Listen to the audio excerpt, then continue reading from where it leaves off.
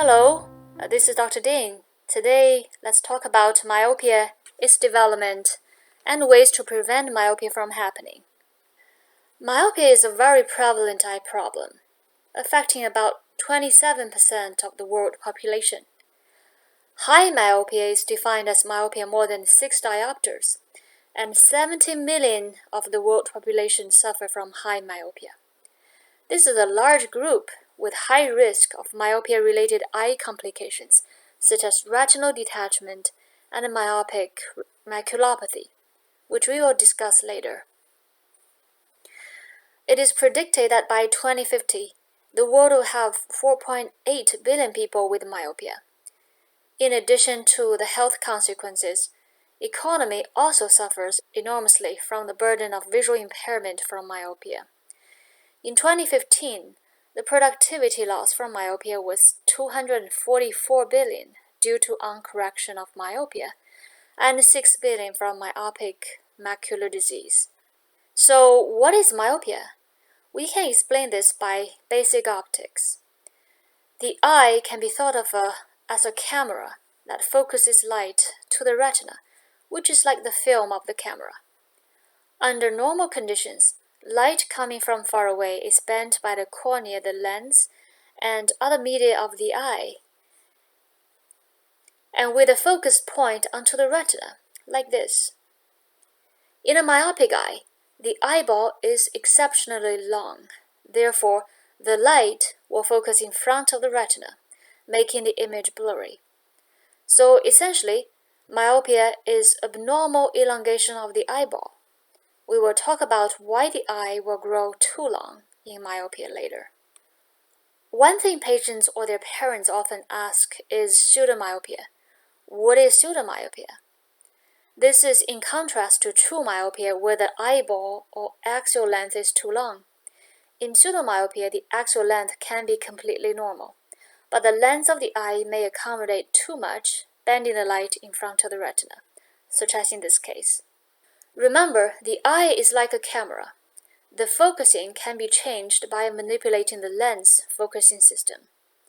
In the case of the eye, a small but powerful muscle called ciliary muscle will contract to change the shape of the lens. This process is called accommodation.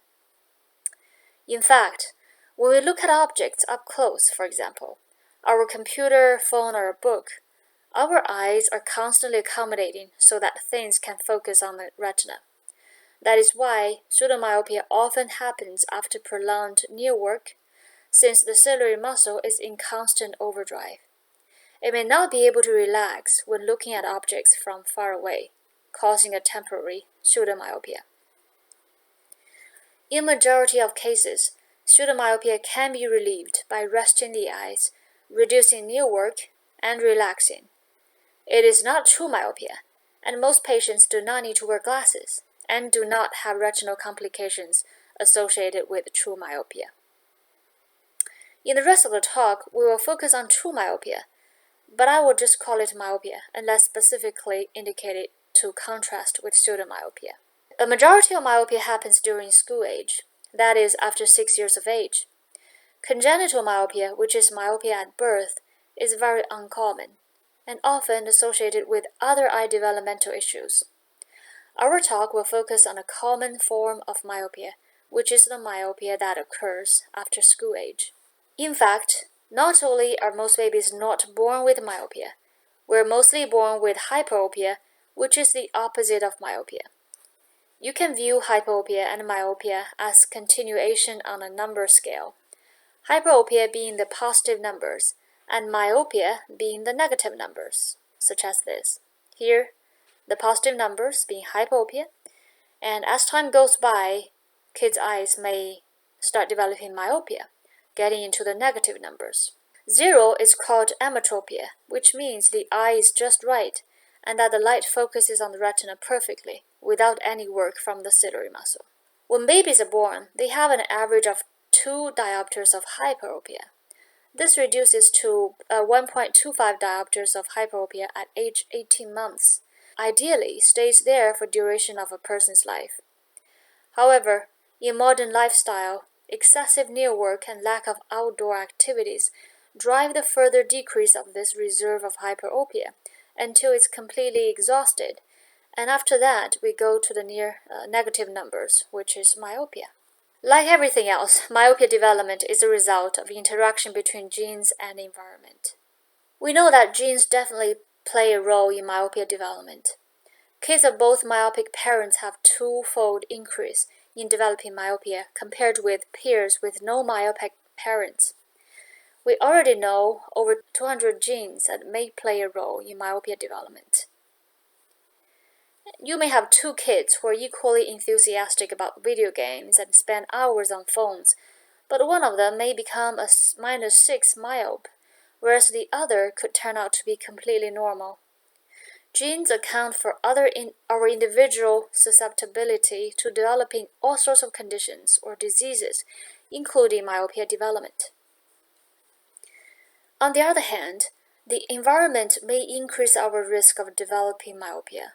For example, it has long been recognized that too much near work and too little outdoor activities increase the risk of developing myopia. In line with this, people with higher education and socioeconomic status tend to wear thicker glasses for higher degree of nearsightedness. Myopia is a modern disease. In many ways, it's like obesity.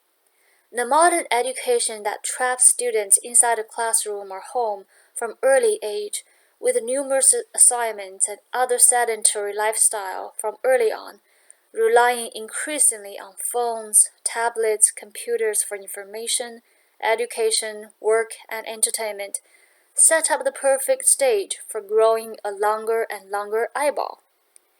You heard about boys who excessively read from a young age among Orthodox Jews, about kids in China, Singapore, Japan, and Korea to spend so much time on academic excellence, and high prevalence of myopia in these regions. Genes do not change that much over 2 or 3 generations, but the dramatic lifestyle and education differences, in another word, the environment, are shaping up the development of myopia in many countries in recent years. I am Chinese myself. Not many people of my parents' generation in China are myopic, but my generation see a dramatic increase in myopia. And as for our next generation, I can only hope they don't exceed us too much. Another interesting story I want to tell you. This happened in a cross-sectional setting. My optometry school professor, Dr. Thorne, did a study on myopia prevalence among an Amazonian tribe in Brazil. He and colleagues analyzed the refractive error of everyone in this small village of several hundred people. Only 4 people were found to be myopic. 2 of them were the only college students of the village. One was the village tailor, who worked his trade from a young age. And the last one was born with nearsightedness. All the rest of the villagers were mildly hyperopic, just like normal 3-year-old kids. If you think about it, myopia does not make any sense for historical humans. People had to survive by hunting and not being hunted. An Asian myope would not have survived the hungry lion or wolf. Asian human kids would spend their youth learning about survival skills, which did not involve reading from day to night. Human civilization poses a great environmental stress on the development of our eyes, just like the abundance of food and overeating in today's society as a stressor to obesity. So what's the harm, you ask? We're modern humans. We can't afford glasses and contact lenses and LASIK surgeries. Why do we care about myopia? The reality is that myopia is not just an inconvenience of needing glasses or contact lenses. It increases the risk of developing retinal diseases such as retinal detachment and macular degeneration. These may lead to permanent vision loss and loss of productivity. The mechanical stretching of the retina, because a myopic eyeball is longer, makes this retina more vulnerable to be broken, bleed, and degenerate. You don't see too many myopic kids having retinal detachment, but the risk continues as a person ages. These conditions tend to happen to people in their mid-ages or elder ages. But we know that the formation of myopia largely happens between ages 6 and 18. Therefore, myopia is another disease that we have to prevent in early life so that the consequences do not overwhelm us much later. So let's talk about myopia prevention. Will outdoor activities prevent myopia development? The answer is yes. Many studies have shown that 2 hours of daily outdoor activities decrease myopia incidence. And the key is the bright light outside, not the physical exercise itself. Why does outdoor activity prevent myopia? Several possible reasons. 1. When we are outside, we look at all levels of distances, the far, the intermediate, and the close. Unlike when inside, we're mostly looking at intermediate and close-up distance. Second, people believe that the sun exposure is beneficial in inhibiting the eyes to grow. Sunlight may stimulate retinal production of dopamine, which inhibits retinal tissue growth. Further, more sun exposure means more vitamin D production, and it may help prevent myopia. Though, study only finds an association, not causative effect of vitamin D with myopia. So, what is so unique about the sunlight? First, it is a wide spectrum of light. We know it is composed of ultraviolet, all of the visible lights, and ultra-red lights. This is hardly reproduced by any man-made light source.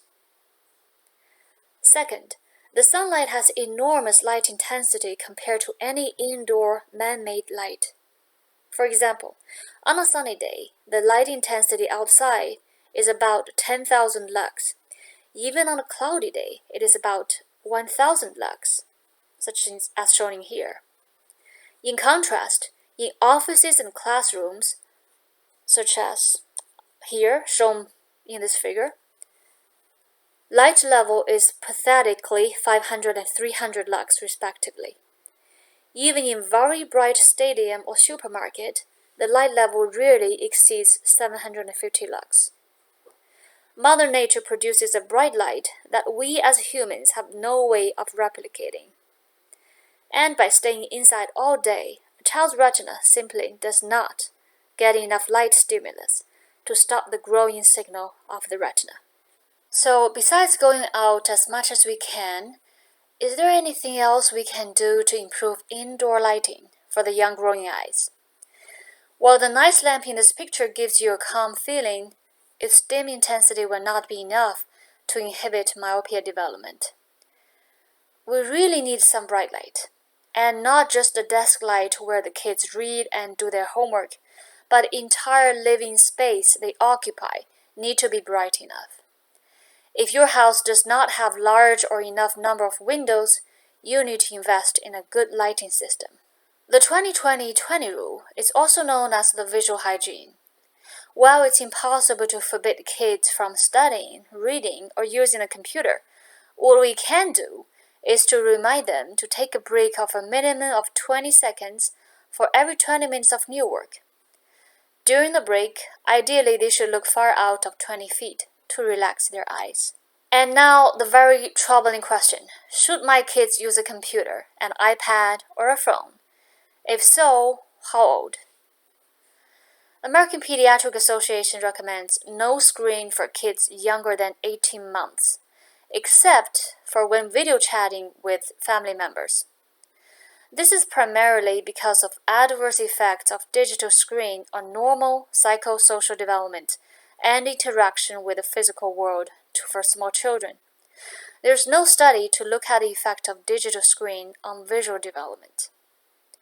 Once children are older than 18 months, you can introduce electronic screens, but no more than 1 hour total each day, and follow the 20-20-20 rule.